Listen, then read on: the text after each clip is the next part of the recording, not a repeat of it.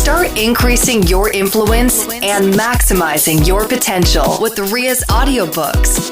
Available at audible.com, amazon.com, and iBooks. Please visit riastory.com to learn about Ria's books, resources, speaking, and training programs. Thanks for listening.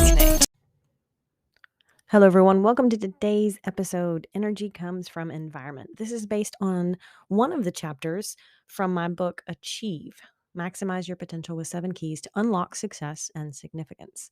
And last week we talked about how energy comes from our health and how we can be more intentional with our eating and our exercise habits, and that can help give us more energy to do the things we love. And I like to talk about getting more energy because we all want energy, right? Everything we want to do, we need energy to accomplish it. So being intentional about how to make sure that we keep what we have and how do we get more and how do we minimize the things that drain our energy. And environment to me is a big one. And I think everyone's a little different in terms of what environment supports them best or what environment they like or prefer that they can draw energy from. I tend to prefer a more organized environment. That's I realize that not everyone does, but for me, that's the thing that really helps me have more positive energy, maintaining more of an organized and structured environment and less of a cluttered, uh, just everything lost and laying everywhere. I read somewhere that the average American spends something like more than 2 days a year searching for lost things or misplaced things. And you've probably, if you've ever misplaced like your car keys, and it would drive you nuts because you have to just search everywhere you can think of that you were in the last few hours, or maybe you set them here. I remember one time I placed my car keys and dug all through like the purse and my gym bag, and I finally did find the keys, but I had tossed them accidentally into my office trash can. Don't ask me how that happened, but it's one of those things where just not following my established system for where I put my car keys didn't work so good. And I don't know what else I had in my hand, but at some point I just tossed everything into the trash of my office. So I was very, very grateful to actually find those keys. But anyway, Gary Chapman said, when a workplace becomes toxic, its poison spreads beyond its walls and into the lives of its workers and their families. And so when we talk about environment, remember, it's not just your home or your car environment, but your office environment, and not just necessarily the physical environment. I mean, sure, I think most of us would agree that having a clean, less cluttered environment, for the most part, it makes things easier. It's easier to stay organized. It's easier not to misplace things. But environment could be the emotional environment as well as the physical environment, and we don't always think about that. That's really what Gary Chapman's quote is talking about, is how our workplace environment, when it becomes toxic, it can spread into our homes and our families, because it oozes into your life, and you pretty much take whoever you are everywhere you go. And I mean, maybe you've worked before in a toxic environment or just a stressful environment, and you can relate to that feeling of it just kind of bleeds over into other areas of your life. If you're stressed all day, every day at work, there's no way you're not going to bring some of that stress home with you. And looking around at the emotional environment is just as important as looking at the physical environment. Now, physically, the environment around us, yeah, it's nice when things are more structured or organized. Maybe you're not into much structure, but for me, that's what I've found, is that that's the environment that helps me. So anytime I get really stressed out, you're gonna find me cleaning and organizing. Like, that's just one of the things I'm like, if I can just get control of the physical environment around me, that's the place to start. So um, and it's almost therapeutic, like cleaning out a drawer or cleaning out your closet. But definitely anytime I get stressed out, one of the things I look at is What in my physical environment can I do? It's one of the reasons, I mean, as soon as we get home from a trip, I start unpacking. Like it drives me crazy to have everything sitting around for days and days and days and not unpack. Go in and unpack the suitcase, wash the laundry.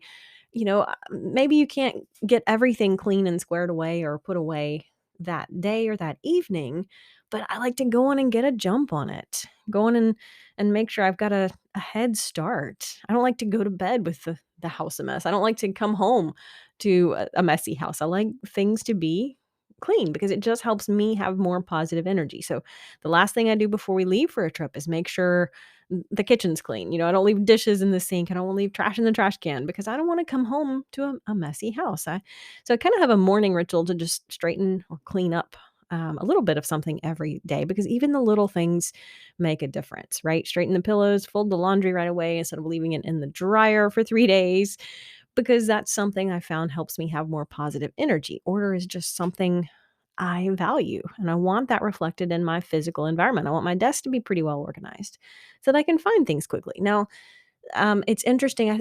Probably we all have a little bit different definition of what organized looks like.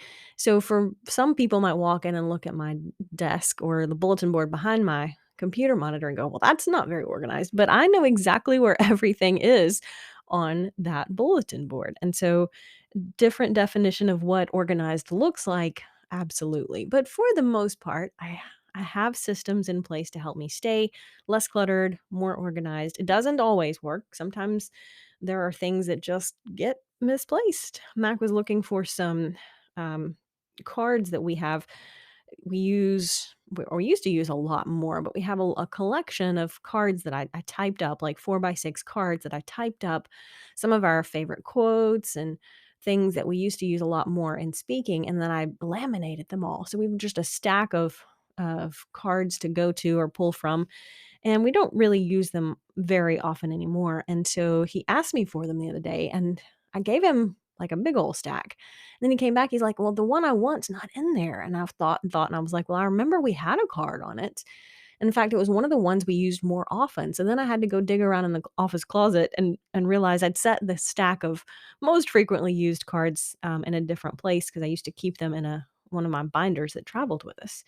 So that was an example of a system where at some point I cleaned out the binder and I took the few cards that we used most often, but I didn't put them with the big overall stack.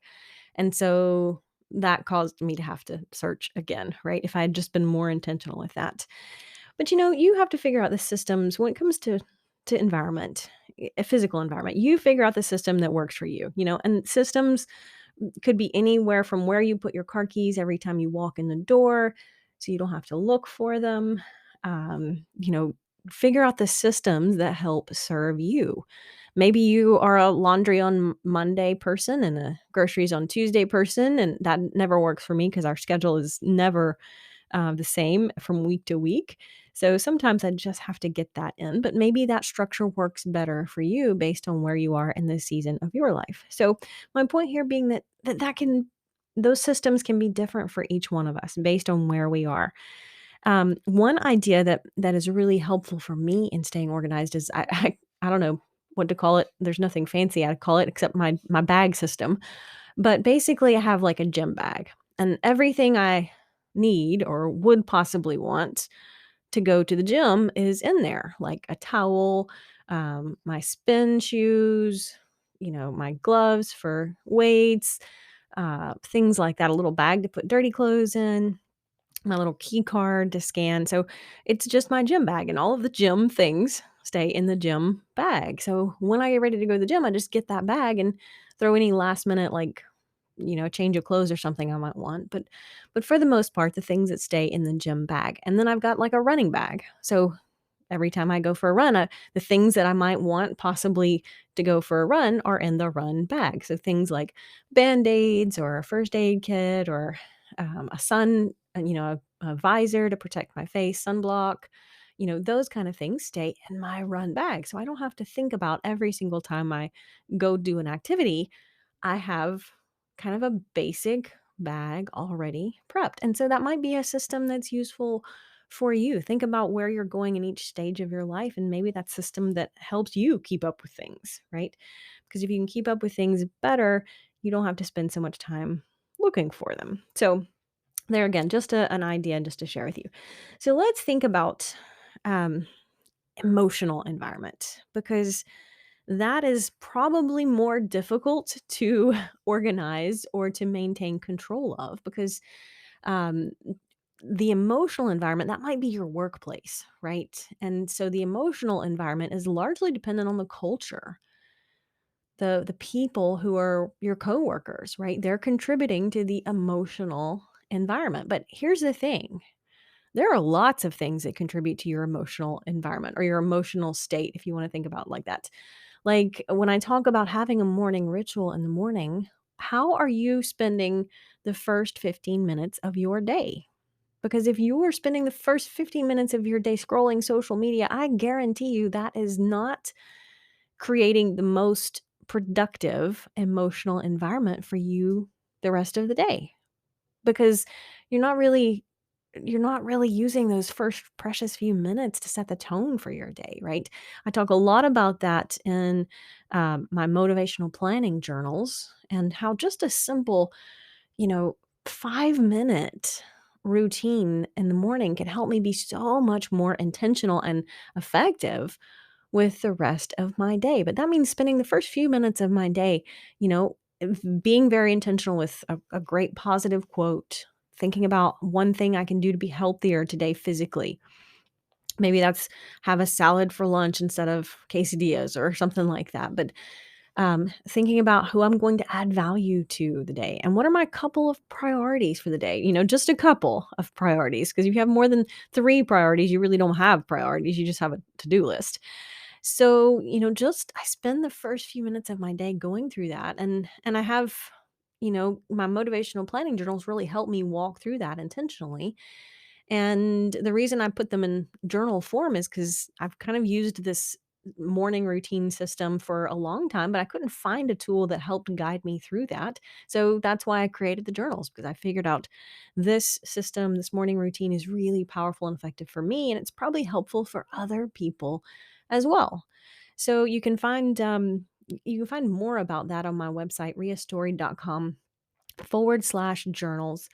Will take you there and kind of more info on an intentional morning routine. But my routine may not be your routine, but figure out what sets your emotional tone to be the most productive version of you for the rest of the day, right? So thinking about our emotional environment for at work, for example, thinking about our emotional environment the first few minutes of the day, and how that can contribute to being focused and productive or scattered and stressed. And the other thing that really can help emotional environment is having a system or a place to capture thoughts.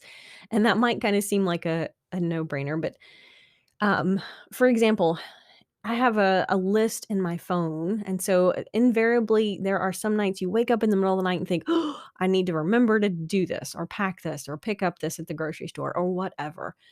You need just a quick little way you can capture that, jot it down, or one central place where you can make a note to yourself of those thoughts, right? Capture those thoughts.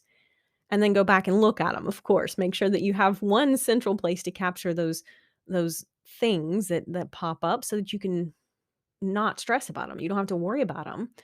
You don't have to worry about remembering them because you put it on your list. So, for example, every time we get ready to go out of town, I put a list on my calendar, just a working list. And the next, over the few weeks leading up to the trip, I think about, oh, I need to remember to pack a raincoat for this trip because it's probably going to rain while we're up there. So I go to the list on the calendar for that trip and then I just add that to the list. And so then when it comes time to pack, I've already got a lot of the little things that might invariably get missed, but because I had that random thought and I had a system for capturing it, then it didn't get overlooked. Now, there again, the system is only as good as your dedication to using it. But just another a way that systems can help us take those little random thoughts and make sure that we don't lose them. Maybe it's a system for capturing great quotes or great ideas or great things that you want to act on.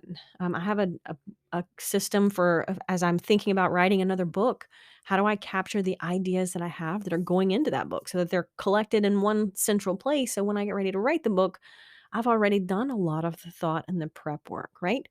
So these are just ideas and things that work for me, but think about your emotional environment.